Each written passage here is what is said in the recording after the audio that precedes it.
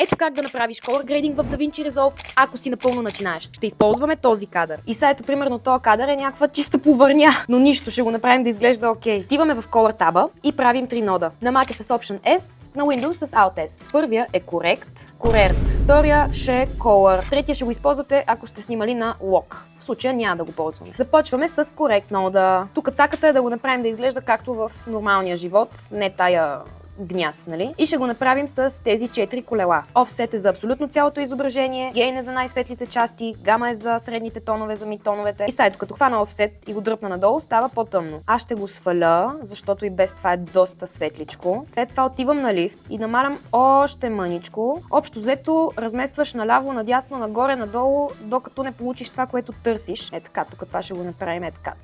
И сега температурата. На тук става синьо, на тук става жълто, нали? В случая е така, съвсем лекичко. Дигна малко е тук, за да ми стане една идея по-цвет на картината. Ще увелича една малка идея контраста.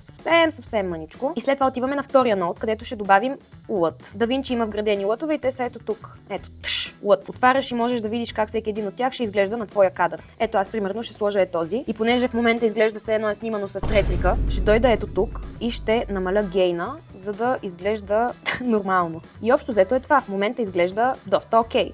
Като изключим, че се клати, защото не съм сложила стабилизация, но се тая.